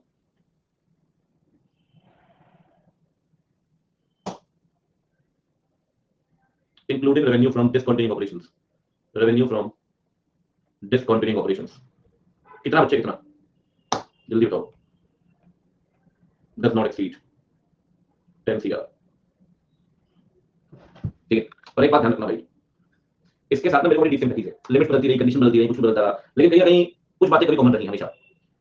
बड़ी डीप सिंपैथी इसलिए कि मैं एग्जाम में घूम गया था, मैं थोड़ा कारो एक्टिव पढ़ गया था, तो एक और था एंड था, बाद में खैर संघर्ष के बाद मैंने सही किया, चारों कंडीशन पूरी होनी जरूरी है, तब इतनी कंडीशन नहीं थी, चीजें बहुत मच इजी है, लेकिन अभी कुछ मिलती जुलती ऐसी बातें थी, 3 कंडीशन होती थी, अलग लिमिट्स की अलग बातें थी, तब टर्नओवर वर्ड यूज होता था, टर्नओवर साल 2003। ठीक है जी, एंड नलिका बहुत कुछ लिखूंगा, आपको क्या लग रहा है?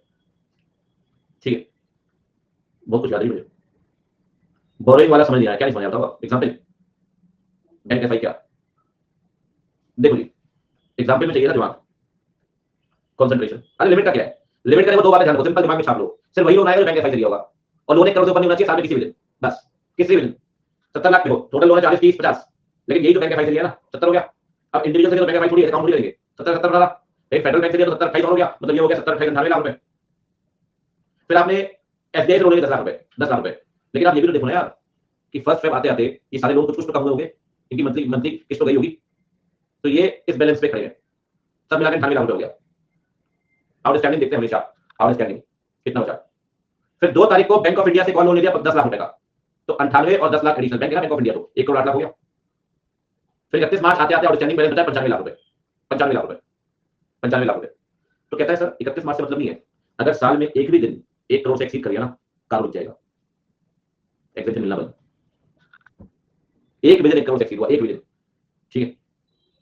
हर साल देखेंगे विश्वेश, हर साल देखेंगे 170 करोड़ नहीं लगेगा बजाज में, 1 करोड़ की दिक्कत नहीं है, 1 करोड़ से दिक्कत है, ठीक है। चलो अभी सुनो मेरी बात, एक्सप्लेनेटरी। हमें क्या सांप सुन गया है, हमें करने में दिक्कत है, हमने मानना है करो, हम कंप्यूटेशन नहीं करेंगे बैठ के। अभिषेक भाई आप लोग तो बोलते हो बाकी लोग क्या खत्म बंद कर ले, हो गया वंस एप्लीकेबल ऑलवेज एप्लीकेबल, फंडा नहीं लगेगा भाई, हर साल चेक करेंगे क्या लिमिट है, क्या लिमिट्स है, हर साल चेक करेंगे। सारे सुन लो भैया, ये एक बार लग गया तो जीवन भर लगे ऐसा जरूरी नहीं है, हर साल चेक करना पड़ेगा, और लगना होता हर साल। तो इतनी माथा पूरी करते क्या है, इतनी माथा पूरी करते लोन में। चलो अभी एक्सप्लेनेटरी नोट से बात करते हैं, ठीक है, सुनना ध्यान से। एक्सप्लेनेटरी नोट जो बता दिया उसको लिख लो प्रॉपर तरीके से जल्दी बताओ। एक मोटे इसका नाम का नोट क्या बोलता है। पहला कैपिटल में कौन सी कैपिटल आएगी, कैपिटल में कौन सी कैपिटल, कह रहे ऑल, हाँ 15 20 कैपिटल है ना। Paid up capital includes both equity and preference share capital, equity and preference share capital, ठीक है। दूसरा बताओ भाई, दूसरा रिजर्व में कौन से रिजर्व आएंगे, reserve and surplus includes revenue reserve, capital reserve आएगा, बिल्कुल आएगा सर, रिवैल्यूएशन रिजर्व आएगा, बिल्कुल आएगा सर,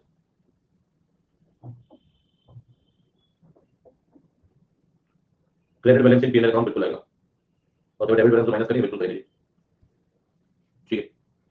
सारे रिजर्व आएंगे, बोलिए सारे रिजर्व आएंगे सारे, ठीक है। तीसरा थर्ड ये बताओ बोरिंग में कौन सी बोरिंग आएगी, बोरोइंग्स विल इंक्लूड ऑल, मतलब शॉर्ट टर्म बोरिंग आएगी बिल्कुल आएगी, लॉन्ग टर्म लोन भी आएगा बिल्कुल आएगा, डिमांड लोन भी आएगा बिल्कुल आएगा, कैश सीसी लिमिट बनवाएगी वो भी आएगी बिल्कुल आएगी, बैंक ओवरड्राफ्ट भी आएगा बिल्कुल आएगा, डिस्काउंटिंग ऑफ बिल आएगा बिल्कुल आएगा, ये सब आएंगे। हाँ जी, ये बताओ सिर्फ कौन से लोन आएंगे, किससे लिए, only those loan will be considered which are obtained from bank or FI, which are obtained from bank और फाइनेंशियल इंस्टीट्यूशन, ठीक है। अच्छा बताओ कौन सा बैलेंस देंगे, टोटल बैलेंस और standing balance for computing the balance of loan या amount of loan, only outstanding balance will be considered,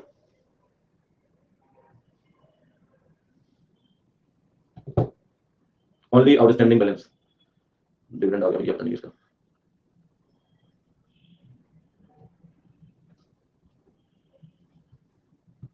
चलिए आगे बढ़ते हैं। अच्छा ये बताओ, मैं स्क्रीन उल्टी करके रखता हूँ हमेशा, सामने चला जाएगा बैंक का मैसेज आया तो एक बार दिमाग घूम जाता है, इस टाइम कौन से पैसे आ गए, सेविंग है। चलिए तो अच्छा बताओ कि कब देखेंगे, मतलब ये बताओ कि कब किस मोमेंट में, 31 मार्च देखते हैं या एनी पॉइंट ऑफ टाइम, बोल। अरे नारायण बैलेंस शीट पे वहां देखते हैं, रिजर्व सरप्लस कैपिटल में सब पड़ा पड़ा हो गया उन्होंने। The amount of loan shall not exceed the limit at any point of time during the financial year, at any point of time, हाँ हाँ during the financial year। अच्छा ये बताओ, यहां भी पॉइंट लिख देते हैं, capital and reserve surplus shall be shall not exceed the limit on the balance sheet date,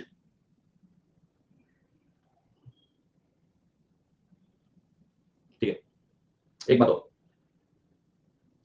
ये बताओ, टर्नओवर देखना रेवेन्यू देखना 10 करोड़ के लिए, टोटल रेवेन्यू इंक्लूड टर्नओवर तो आ जाएगा, इनकम फ्रॉम इन्वेस्टमेंट भी आ जाएगा, कोई नॉन ऑपरेटिंग इनकम भी आ जाएगी, फिर नॉन ऑपरेटिंग इनकम वो भी आ जाएगी, ठीक है। हाँ, डिस्कंटिन्यू ऑपरेशन दोनों लिख दिया मैंने, ठीक है। तो कहते बोल सकते हैं पांचों हेड की इनकम आ जाएगी, कंपनी को सैलरी मिलेगी।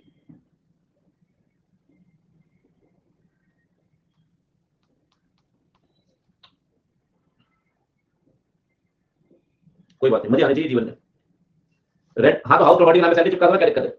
जैसा जो मन लगे वैसा करते रहो, कोई दिक्कत नहीं है, ठीक है। मुझे पता कब आते हैं जीवन के, मुझे कब आते हैं बात नहीं, गलत बात जस्टिफाई करने के लिए बहुत गलत बात करता है। वाह वाह वाह, क्या बात, बहुत बढ़िया, मजे ही मजे होंगे जीवन में। कोई बात नहीं प्रिया, ठीक है। हाँ हाँ, सब में ठंडा पानी पड़ा भैया, गर्मी आ रही है।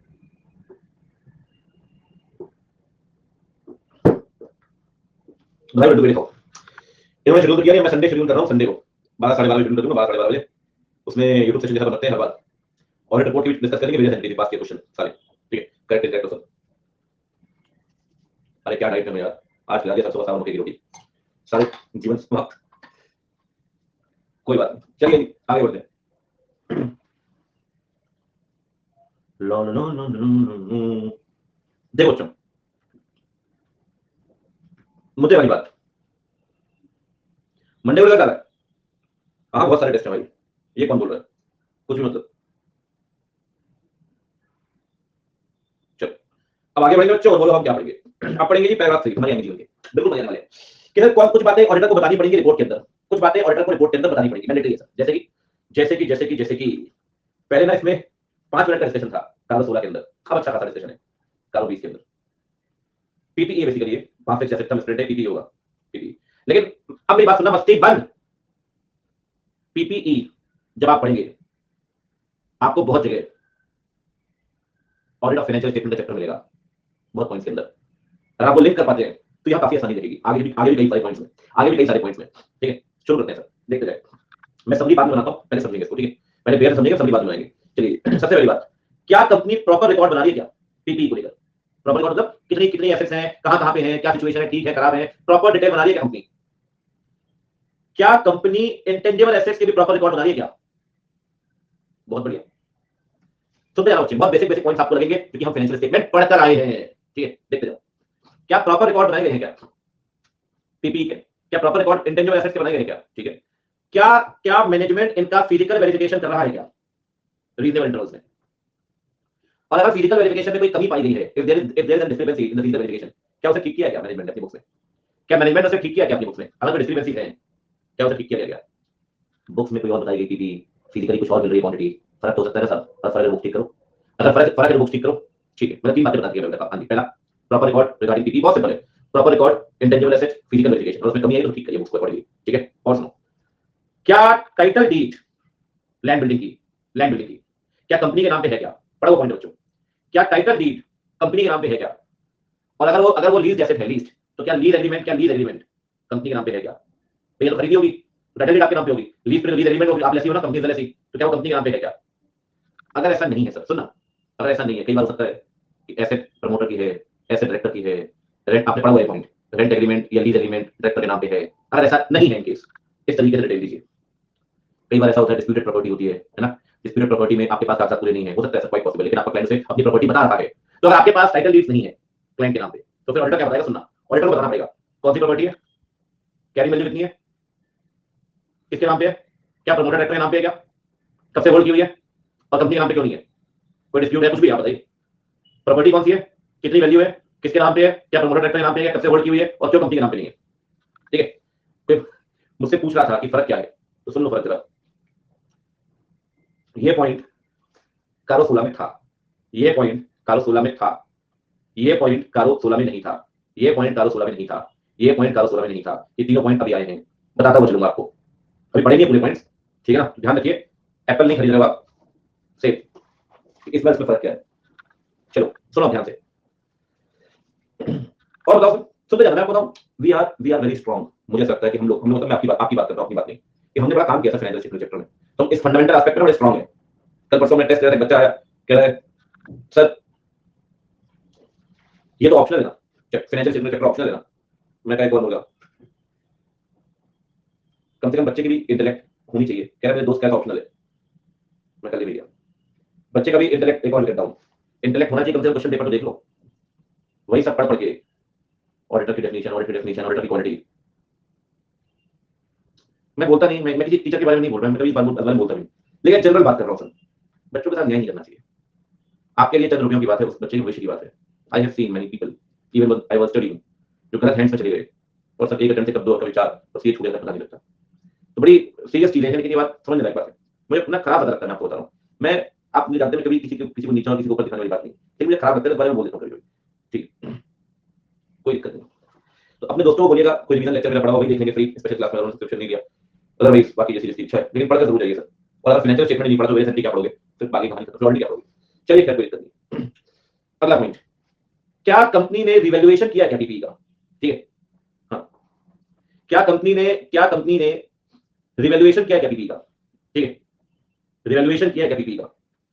अक्सर रिवैल्यूएशन आप जब करते हैं, ठीक है, तो कहीं ना कहीं रिवैल्यू होने पर प्रॉपर्टी का दाम, सुना, पीपी का दाम या तो बढ़ा हुआ आएगा, घटा हुआ आएगा। भाई 8 करोड़ की जमीन या तो 10 करोड़ की आएगी या 6 करोड़ की आएगी। कोई बात समझना, सबसे पहली बात, रिवैल्यूएशन क्या पीपी का किया है और क्या रिवैल्यूएशन आपने इंटेंजिबल एसेट्स का किया है। ठीक है, सुनना, सबसे पहली बात ऑडिटर चेक करेगा क्या रिवैल्यूएशन रजिस्टर्ड वैल्यू से कराया है, पहली बात, ए पॉइंट। ठीक है, कितना अमाउंट चेंज हुआ है वो बताएगा, दूसरी बात 5%, 10% प्लस माइनस जो भी है बताइए। अगर 10% से ऊपर का बदलाव है, if change is 10% or more in the aggregate of the net carrying value, तो आपको चेंज को स्पेसिफाई करना पड़ेगा क्लियर कि जनाब 8 करोड़ की एसेट थी और करीब 25% इंक्रीमेंट है। Very very important for MCQ, सबसे पहली बात, very very important for MCQ. If any change is 10% or more, then it must be specifically disclosed, specifically disclosed, चाहे वो चेंज पीपी में हो या इंटेंजिबल एसेट में। अब आपको शायद पता हो या ना बताओ, इंटेंजिबल एसेट्स का भी वैल्यूएशन होता है सब समय के साथ, वो किस लायक बचा है आपका ट्रेडमार्क, पेटेंट, कॉपीराइट, उसका भी वैल्यूएशन करते हैं आप। ठीक है, अब सुनो ध्यान से, कितनी बातें हो गई सर, कितनी बातें हो गई? क्या प्रॉपर रिकॉर्ड बनाए पीपी के, क्या प्रॉपर रिकॉर्ड बनाए इंटेंजिबल एसेट के, क्या फिजिकल वेरिफिकेशन टाइप में करना है क्या इंटरनल इंटरवल में, और क्या फिजिकल वेरिफिकेशन करने को बुक में ठीक किया क्या, क्या टाइटल भी क्लाइंट के नाम पे है क्या रेंट एग्रीमेंट क्लाइंट के नाम पे है क्या, अगर नहीं रही बातों बताओ, क्या रिवैल्यूएशन किया, रिवैल्यूएशन वैल्यू के थ्रू किया क्या, और 10% ऊपर का बदलाव आपको बताना पड़ेगा, 10% या उससे ऊपर बदलाव इस पे डिस्क्लोज करना पड़ेगा, वो बताओ कैसे करना पड़ेगा पहले से।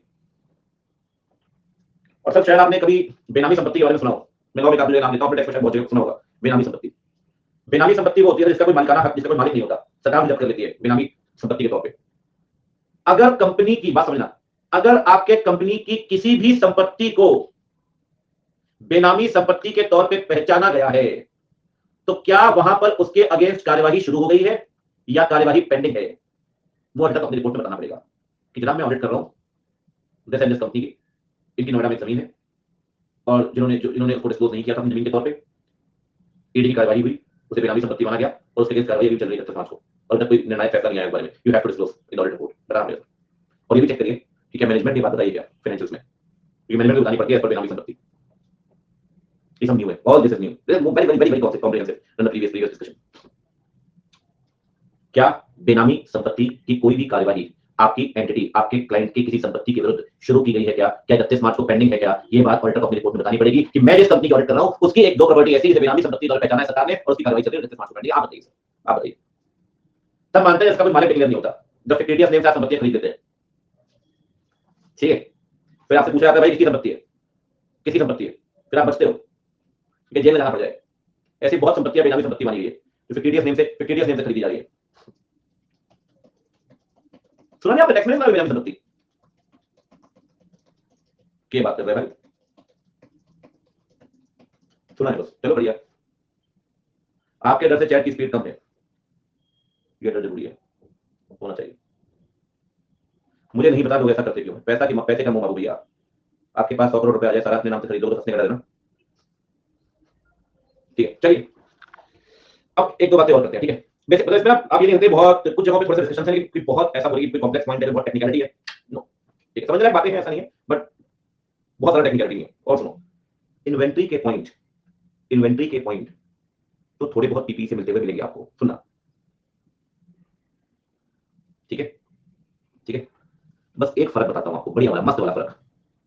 डिस्क्रिपेंसी कैसी भी हो मटेरियल नेचर की, बुक्स में ठीक की गई या नहीं, यहाँ परसेंटेज नहीं लिखा, परसेंटेज लिखा था रिवैल्यूएशन में, इन्वेंट्री में ना डिस्क्रिपेंसी का परसेंटेज लिखा है। मतलब इसको समझना बहुत ध्यान से, 5 करोड़ की इन्वेंट्री बताई गई है, ठीक है जी, फिजिकल वेरिफिकेशन में इन्वेंट्री निकली जी 4 करोड़ 20 लाख की, बताओ जी कितना डिफरेंस है? परसेंटेज में पूछ रहा हूं। 16।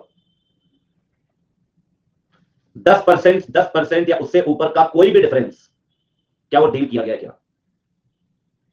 मतलब एक बात तो क्लियर है, बहुत मस्त पॉइंट है सर, कि इन्वेंट्री में 10% तक का डिफरेंस टॉलरेबल है। इन्वेंट्री है, ये तो सर्कुलेट होती रहेगी, माल तो बिकता रहेगा, आता रहेगा, जाता रहेगा। 10% तक का डिफरेंस दिक्कत पैदा नहीं करेगा। दिक्कत पैदा करेगा 10% से ऊपर का डिफरेंस, 10% या उससे ऊपर का डिफरेंस। अच्छा, एक कमाल की बात और बताता हूं, मस्त पॉइंट एकदम, ठीक है। हाँ, एक बात ध्यान रखना, करोड़ों या लाखों से फर्क नहीं पड़ता साहब, फर्क पड़ता है परसेंटेज से।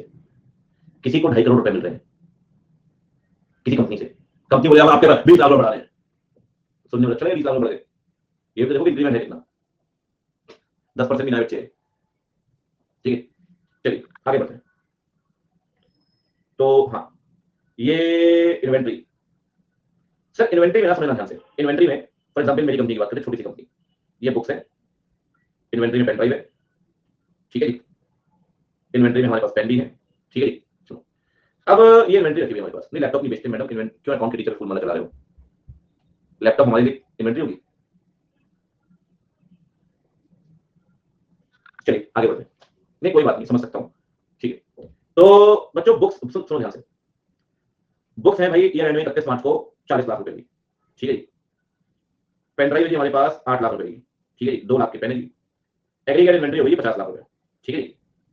हमने किया फिजिकल वेरिफिकेशन, फिजिकल वेरिफिकेशन, ठीक है। फिजिकल वेरिफिकेशन में 35 लाख की बुक्स निकली, ठीक है, 35 लाख की, और 780 की पेन ड्राइव निकली, और 2 लाख की पेन निकले, कितना आया?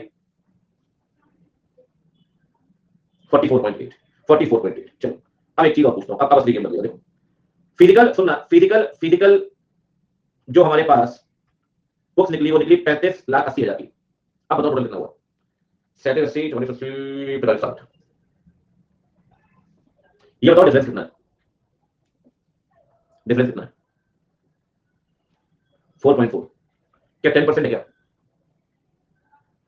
क्या 10% है क्या? 8.8% है, ठीक है। अब ये बताओ बुक्स में कितना डिफरेंस है इंडिविजुअली, बुक्स में कितना डिफरेंस है इंडिविजुअली, बुक्स में कितना डिफरेंस है? अरे परसेंटेज बोल रहा हूँ, 10.5%। कितना बच्चे? 10.5%, 10.5। पता है क्या बोल रहा है पॉइंट? पॉइंट ये बोल रहा है बच्चे कि क्या कोई डिस्क्रिपेंसी 10% या उससे ऊपर की है for each class of inventory. जब ये 10% निकालेंगे तो for each class of inventory, for each class of inventory, each class of inventory, ठीक है बच्चे, आई बात समझ में? ईच क्लास ऑफ इन्वेंट्री, जबरदस्त पॉइंट है। आपको पता है, आपको बताओ सही बात, कागज 20 है, ये बहुत हेल्प कर रहा है फाइनेंशियल स्टेटमेंट को, फाइनेंशियल स्टेटमेंट को हेल्प कर रहा है, उसको हेल्प कर रहा है, बहुत मदद मिलेगी कारो 20 के हिसाब से। लेकिन पता है क्या, मैं इसे वहां इसके साथ क्यों नहीं पढ़ता, क्योंकि कारो कारो कारो कारो हर कंपनी पे नहीं लगता ना, फिर वहां कंफ्यूजन ग्राउंड बन जाता है, फिर आप बड़े परेशान हो जाते हैं यार, ये तो इस पॉइंट पे हम माने ना माने, ऐसा माने ना माने, तो दिक्कत हो जाती है, तो बार बार पॉइंट पे डिस्कशन हो जाता है, ठीक है। चलिए आगे बढ़ते हैं, एक लास्ट पॉइंट है बस, वो डिस्कस करेंगे, उसके बाद लिखेंगे, ठीक है। देखिए लास्ट पॉइंट आज के लिए कहता है सर, बहुत मस्त पॉइंट है, कभी आपने सीसी अरेंजमेंट सुना है? वर्किंग कैपिटल में बैंक से वर्किंग कैपिटल बनवाते हैं, सीसी लिमिट बनती है बैंक से सीसी लिमिट बनती है। जैसे आप बिजनेस कर रहे हैं, कभी अपने फादर से पूछना, बताएंगे आज सेशन के बाद, तो अब सीसी लिमिट क्या होती है बताएंगे बेटा, कि कभी बिजनेस कर रहे होते हैं, कभी पैसे होते हैं, कभी नहीं होते, नहीं सकता है, पैसे देने पड़ते हैं, कई बार कुछ खरीदने पड़ते हैं, कम प्राइस में मिलता है, तो उसके लिए क्या सीसी लिमिट बनी होती है? आपके पास पैसे नहीं हुए तब भी आप चेक दे दीजिए, क्लियर हो जाएगा, some sort of overdraft, overdraft को सीसी लिमिट कहते हैं। और कई बार आप फाइनेंशियल मैनेजमेंट पढ़ेंगे, फाइनेंशियल मैनेजमेंट पढ़ेंगे, वर्किंग कैपिटल लिमिट, ठीक है। कहता है अगर कंपनी की लिमिट 5 करोड़ से ऊपर की बनी है, बहुत गजब जगह किया है सर, क्योंकि मैंने बैंक ऑडिट किया है, बैंक बहुत ध्यान से देखता हूं, समझता हूं, बैंक ऑपरेशन मतलब बहुत इतनी गजब जगह किया है, मैं क्या बताऊं सर। सीसी लिमिट बहुत तेजी से बन रही है लोगों की, और लोग सीसी लिमिट से पर्सनल खर्चा करते हैं, मैं बता रहा हूं, बहुत बुरी हालत है, बहुत बुरी हालत है। उसमें बैंक ऑडिट पे पढ़ेंगे पॉइंट, अगर 5 करोड़ से ऊपर की सीसी लिमिट बनी है कभी भी, ठीक है, तो ऑब्वियस सी बात है सीसी लिमिट बनती है इन्वेंट्री के बेसिस पे, ये बात ध्यान रखना, ये वहां भी आएगा। सीसी लिमिट बनती है मेनली करेंट, हां इन्वेंट्री करंट एसेट की दम पे, क्या कंपनी ने सुना इन्वेंट्री के दम पे लिमिट तो बनवा ली, लेकिन इन्वेंट्री उतनी ही वजह थोड़ी रखोगे, आएगी और जाएगी। इसीलिए कंपनी पता है क्या करती है, स्टॉक स्टेटमेंट बनाती है, और क्वार्टरली स्टॉक स्टेटमेंट बैंक के पास फाइल करती है, और एक एनुअल स्टॉक स्टेटमेंट बनता है, वो भी सीएस अटैच करवा लेते हैं, वो भी बैंक के पास फाइल कर देते हैं कि जब टेंशन ना लो, अभी हमारे पास 50 लाख की इन्वेंट्री है, या अभी हमारे पास 6 करोड़ की इन्वेंट्री है, या अभी हमारे पास 4 करोड़ की इन्वेंट्री है, क्वार्टरली रिटर्न आपने बैंक को फाइल किया है। और सबसे कमाल की बात, क्वार्टरली रिटर्न में जितनी इन्वेंट्री बताई है उतनी बुक्स में है नहीं, भाई साहब बैंक को बताइए, अरे टेंशन ना लो 6 करोड़ की इन्वेंट्री है हमारे पास, और एक्चुअल इन्वेंट्री है 60 लाख रुपए की। बहुत लोगों ने किया सर, झूठे स्टॉक स्टेटमेंट बना के दिए हैं, और आखिरकार बाद में पैसे नहीं दिए और बैंक का पैसा एटीएम बन गया। मैं सिर्फ लोगों को जानता हूं, जिनको देख चुका हूं, जिन्होंने बैंक से पैसे उठाए बर्बाद हो गए, बर्बाद एक समय के बाद, तो पैसा दिएंगे आप, देखना आपके भी रिजल्ट मिल जाएंगे आपको। क्या क्वार्टरली रिटर्न फाइल किए हैं, क्या स्टॉक स्टेटमेंट फाइल किए हैं, अगर किए हैं तो उसमें जो इन्वेंटरी बताई है क्या वो बुक्स के साथ टैली कर रही है या नहीं। अरे भैया बैंक क्या चेक करता है, आप पैसे लेके चलो, आपको दिलवाते हैं हमसे, क्यों लोग जितने का आप लोग लेगा, सबको अपनी जेबें करनी है भाई साहब, पब्लिक सेक्टर बैंक में और प्राइवेट सेक्टर बैंक में सबको अपने टारगेट पूरे करने हैं। आज पे आईसीआईसीआई बैंक में टारगेट पूरा प्रमोशन और वैसे चला जाएगा, ठीक है। अब सुनो ध्यान से,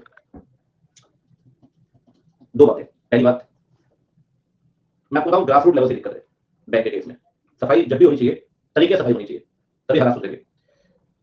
पहली बात, क्या फिजिकल वेरिफिकेशन किया गया क्या, अगर कोई भी डिस्क्रिपेंसी 10% से ऊपर की है तो क्या डील किया गया उसके अंदर, और साल में कभी अगर 5 करोड़ से ऊपर की वर्किंग कैपिटल लिमिट बनी है तो क्या रिटर्न फाइल किए गए बैंक के पास रिटर्न, और जो इन्वेंटरी वहां बताइएगा उसके साथ टैली कर रही है नहीं कर रही है, वो आपको चेक करना पड़ेगा, बताना पड़ेगा। आप देख रहे हो काम कितना बढ़ गया ऑडिटर का, कारोबार क्या से सर क्लास में बैठ के डिस्कस करना बहुत आसान है, क्लास में बैठ के डिस्कस करना बहुत आसान है, प्रैक्टिकली इंप्लीमेंट करना लाला जी थोड़ी टफ बात है।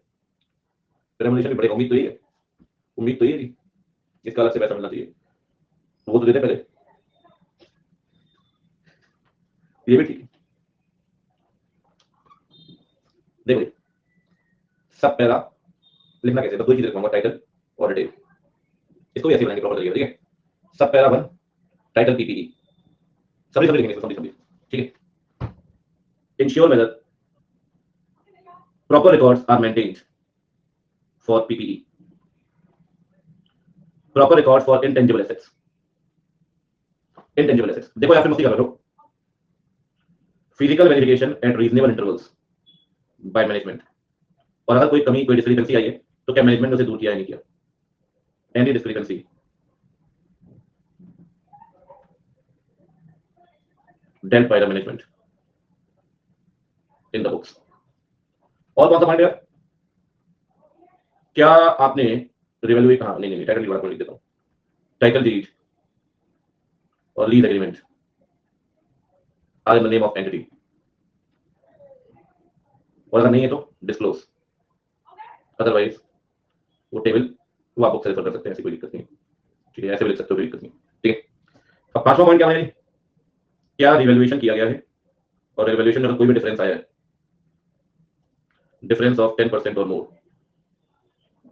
this must be specifically disclosed by the auditor, specifically disclosed by the auditor। और दूसरी बात, क्या रिवैल्यूएशन वैल्यूअर से कराया नहीं, बाय रजिस्टर्ड वैल्यू, ठीक है। अच्छा एक पॉइंट और है कि क्या बेनामी संपत्ति को लेकर कोई प्रोसीडिंग इनिशिएट या पेंडिंग है क्या। अच्छा इन्वेंट्री को लेकर क्या है भाई,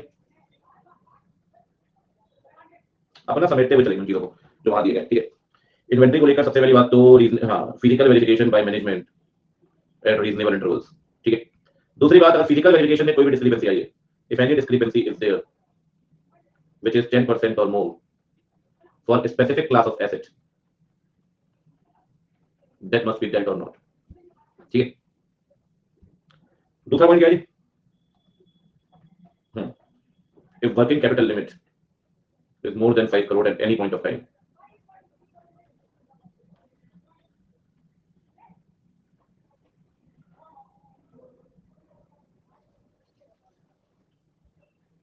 क्या quarterly returns or statement submitted to bank tally with the books, if not then disclose by the auditor, ठीक है। ये कार्रवाई काम करेगा बहुत आसान, आपके पढ़ने के लिए बहुत कम टाइम में जल्दी किए समझ पाएंगे आप, ठीक है।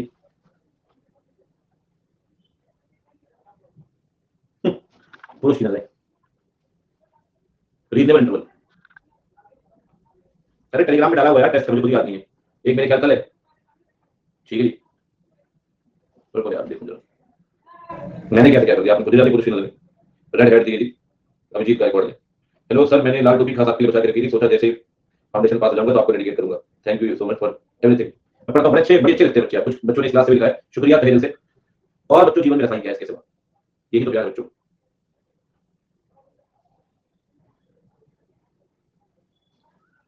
आंटी कह रही मैं भी डेडिकेट कर मुझे पास हो जाऊंगी, फिर तो रहने को भी दिखता है।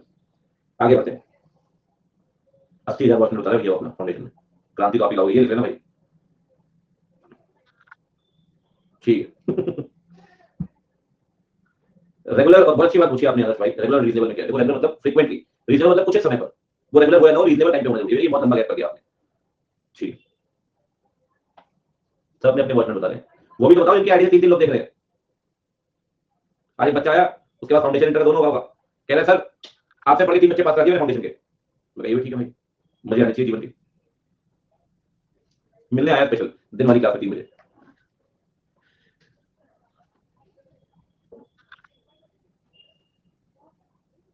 लो जी मजे लो। ओहो ओहो, अब बड़ा बच्चे को ऑर्डर कर रहे हैं, रिजल्ट आएगा इंटर तो बाबा पड़ी, कोई दिक्कत नहीं। चलो जी बच्चों, कोई दिक्कत वाली बात नहीं है, समस्या है ही नहीं, मजे लो। 1,74,123 क्या मतलब भैया। चलो जी bye bye, take care. Bank में सबमिट करते हैं स्टॉक स्टेटमेंट टाइम टाइम पे, कि आपको कितने का स्टॉक पड़ा हुआ है अभी।